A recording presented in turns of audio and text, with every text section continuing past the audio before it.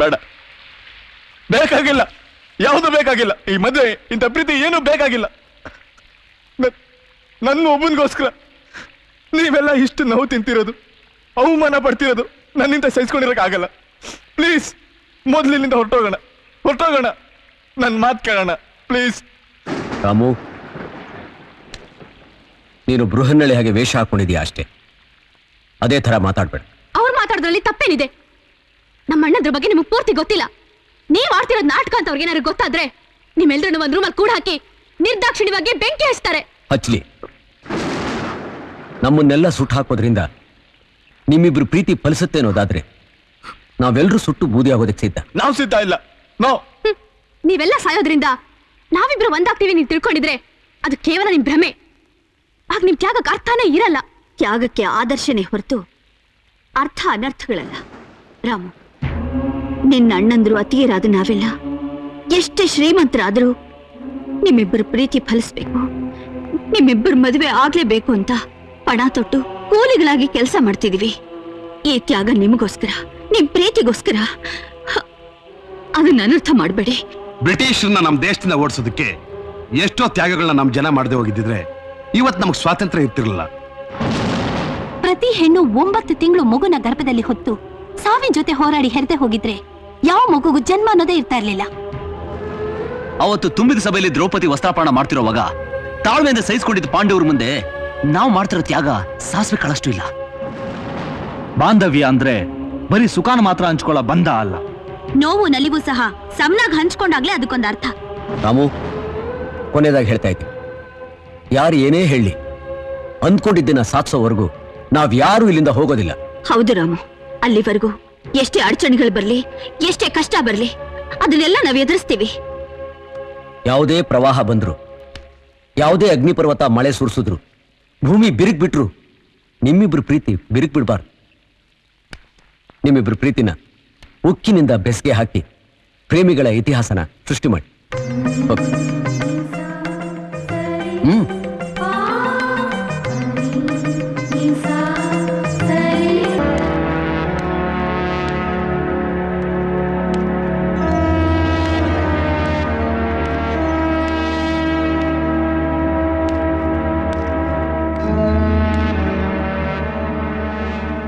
ಈಗ ಯೋಚನೆ ಮಾಡ್ತಾ ಕೂತಿದ್ರೆ ಪ್ರಯೋಜನ ಇಲ್ಲ ಅಣ್ಣ. ಇಷ್ಟೆಲ್ಲ ಆದ್ಮೇಲೂ ಶಾಂತಿ ಶಾಂತಿ ಅಂತ ಕೂತಿದ್ರೆ ನಾವು ಸರ್ವನಾಶ ಆಗೋದು ಗ್ಯಾರಂಟಿ. ನಮ್ಮನೆ ಹೆಂಗಸರ ಮೇಲೆ ಕಣ್ಣಾಗ್ದವ್ರ ಕಣ್ ಕಿತ್ತಾಗ್ದೆ ಹೋದ್ರೆ ನಮ್ಮ ಹೊಟ್ಟೆಲ್ ಉರಿತಾರೋ ಬೆಂಕಿ ಆರೋದೇ ಇಲ್ಲ. ಇನ್ನು ಏನು ಅಂತ ಯೋಚನೆ ಮಾಡ್ತಿದ್ರ ಬಾಬಾ? ಮಾತಾಡಿ ಬಾಬಾ. ನಿಮ್ಮ ಮೌನದಿಂದ ನಮ್ಗೆಲ್ಲ ಚಿತ್ರಹಿಂಸೆ ಆಗ್ತದೆ. ಏನಾದ್ರೂ ಹೇಳಿ ಬಾಬಾ. ಮಾತಾಡ್ರಿ, ಯಾಕ್ರಿ ಸುಮ್ನೆ ಇದ್ದೀರಾ? ಆವತ್ತು ಕೀಚಕನ ಹತ್ರ ಒಬ್ಬ ದ್ರೌಪದಿ ಹೋಗಿದ್ಲು, ಇವತ್ತು ನೀವು 3 ಜನನೂ ಹೋಗ್ಬೇಕು.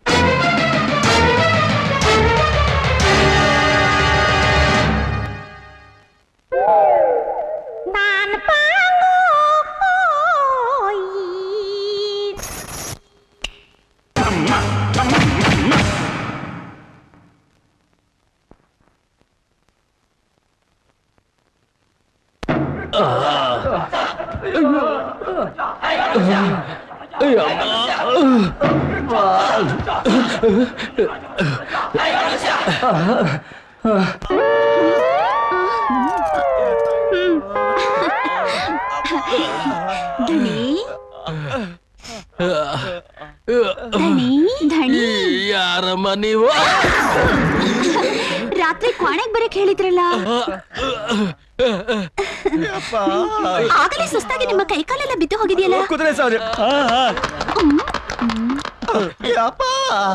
ನಡೀರಿ ದಣಿ, ಕೋಣೆಗೆ ಹೋಗೋಣ. ನಡೀರಿ. ಮತ್ತೆ ನೀವು 3 ನಮ್ ಕೋಣೆಗೆ ಬರ್ಲಿಲ್ವಾ? ನಾವಾ? ನಮ್ಮ ಅನುಮಾನ ನಿಜ ಆಯ್ತು. ಏಯ್, ನಿಮ್ ಗಂಡಂದಿರಲ್ಲೇ ಅವರನ್ನು ಮಲಗಿಸಿ ಸುಳ್ಳು. ನಡಿಯ.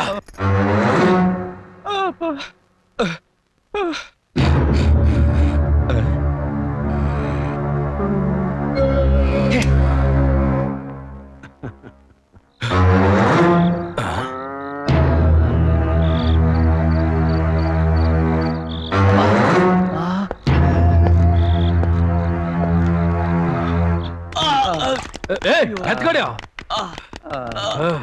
ಹಂಗೆ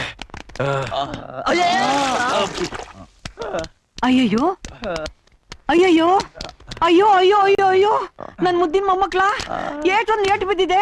ಯಾರಪ್ಪ ನಿಮ್ಮನ್ನ ಹೊಡೆದಿದ್ದು? ಏ ಮುದ್ಕೆ ಬಾಯ್ ಮುಚ್ಚು. ನಮ್ಮನ್ನ ಯಾವ ನೋಡಿತಾನೆ? ರಾತ್ರಿ ಏನೋ ಸದ್ದಾಯ್ತು, ಕಳ್ರಿರ್ಬೋದು, ಕೊಚ್ಚಾಕ್ ಬಿಡುವ ಅಂತ ಹೋದ್ವಿ. ಏಂತ ಓಡ್ಸೋಣ ಅಂತ ಹೋದ್ವಿ. ಶಿವನೇ ಗುಂಬಿಡ್ತು.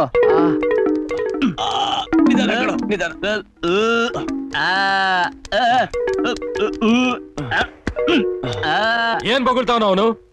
ಇವು ದನಗಳು ಗುಮ್ದಂಗಲ್ರಿ, ಯಾರೋ ಸಖತ್ತಾಗಿ ಬಡ್ದಂಗದೆ ಹೇಳಕತ್ತನ್ರಿ. ನನಗೂ ಅದೇ ಅನುಮಾನ ಬರ್ತೈತೆ. ನಿಮಗ್ ಯಾರೋ ಸರಿಯಾಗಿ ಚೀ ಚೀ ಚೀ ಚೀ ಚೀ, ಎಂತ ಜನ ಇದ್ದಾರೆ, ಸ್ವಲ್ಪ ಮಾನ ಮರ್ಯಾದೆ ಇಲ್ಲ, ಸ್ವಲ್ಪ ಕೂಡ. ಅದೇನ್ಲ ಮಗ, ನೀನೇ ಗೊಣಗ್ತಾ ಇದ್ಯಾ? ಚೀ, ಗಂಡಸ್ತನ ಇಲ್ಲರು ಮುಟ್ಟಾಳ್ರು, ನೀಚರು. ಅಯ್ಯಪ್ಪ ಅಜ್ಜಿ, ಆಚೆ ಕಡೆ ಅವರ ಬಗ್ಗೆ ಕತೆ ಕೇಳಿದೆ. ರೀ ಭಟ್ರೆ, ಆ ಮುಟ್ಟಾಳ್ರು ಅಷ್ಟೊಂದ್ ನೀಚ್ರೇನ್ರಿಪ್ಪ? ಛೇ ಛೇ ಛೇ ಛೇ, ಅವರ ಚರಿತ್ರೆ ಕೇಳಿದರೆ ನನ್ನ ಮೈಯೆಲ್ಲ ಉರಿತಾ ಉಂಟು. ಯಾರ್ಲಾ? ನಿಮಗೆ ಬಿದ್ದ ಪೆಟ್ಟಿಗೆ ಮಾಲಿಶ್ ಮಾಡುವ ಅಂತ ಪಕ್ಕದ ಹಳ್ಳಿಗೆ ಎಣ್ಣೆ ತರ್ಲಿಕ್ಕೆ ಹೋದ್ರಲ್ಲ. ಚೀ ಚೀ ಚೇ, ನಾನು ಹೋಗ್ದಿದ್ರೆ ಚಂದ ಇರ್ತಿತ್ತೋ ಏನೋ. ಏನ್ ನಡೀತು? ಹೇಳಿದರೆ ನಾಲ್ಗೆಗೆ ದಬ್ಬೆ ಹಾಕಿ ಸುಡಬೇಕಂತೆ. ಪಕ್ಕದ ಹಳ್ಳಿಯಲ್ಲಿ ದೊಡ್ಡ ಶ್ರೀಮಂತರಂತೆ, ಅವರಿಗೆ 4 ಹೆಣ್ಣು ಮಕ್ಕಳಂತೆ. ಆ 4 ಹೆಣ್ಣು ಮಕ್ಕಳನ್ನು ಒಂದೇ ಮನೆಗೆ ಕೊಟ್ಟು ಮದುವೆ ಮಾಡಿಬಿಟ್ರಂತೆ. ಅಲ್ಲಿಗೆ ಬಂದ ಅಲ್ಲಿ 4 ಲುಚ್ಚಾಳಿಯಂದ್ರು ಎಂತ ಮಾಡಿದಂತೆ ಗೊತ್ತುಂಟ?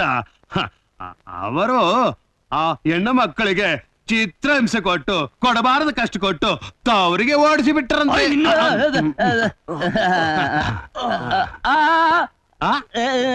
ಆಮೇಲೆ ಎಂತ ಆಯ್ತದ? ನನ್ನ ಕಿವಿಲಿ ಕೇಳಲಿಕ್ಕೆ ಆಗೋದಿಲ್ಲ, ಬಾಯಲ್ಲಿ ಹಾಗೆ ಹೇಳುವುದು.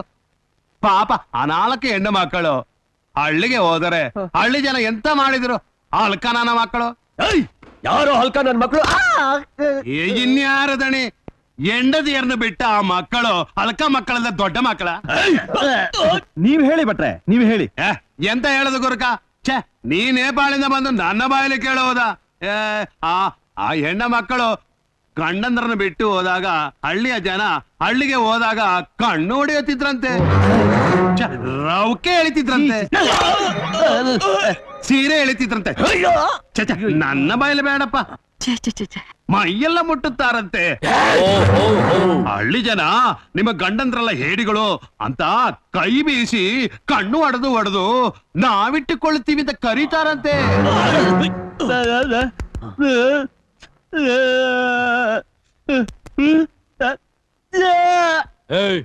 ಏನ್ ಹೇಳ್ತಾವ್ ಅವನು? ಹೆಣ್ಣು ಮಕ್ಳು ನೊಂದು ಕಣ್ಣೀರ್ ಹಾಕಿದ್ರೆ ಆ ಮನಿ ಹಾಳಾಗ್ತೈತಿ, ಸರ್ವನಾಶ ಆಗ್ತೈತಿ ಅಂತ ಹೇಳಕತ್ತೀನ್ರಿ. ನಿಲ್ಸ. ಆ ಕೆಲ್ಸಕ್ ಬಾರ್ದವ್ರು ನಾಮರ್ದಗಣ್ಣ ಬೈದ್ರೆ ನಿಮ್ಗೆ ಯಾಕೆ ಗಣಿ ಕೋಪ ಬರಕತ್ತದೆ? ಯಾಕಂದ್ರೆ ಆ ಗೌಡ್ರ ಹೆಣ್ಮಕ್ಳನ್ನ ಕಟ್ಕೊಂಡವ್ರು ಬೇರೆ ಯಾರು ಅಲ್ವೇ, ಈ ನಾಮರ್ದುಗಳೇ. ಓಹೋ, ರೋಷ ಈಗ ಉಪ್ ಬರ್ತಾ ಇದೇನ್ರು ನಿಮ್ಗೆ?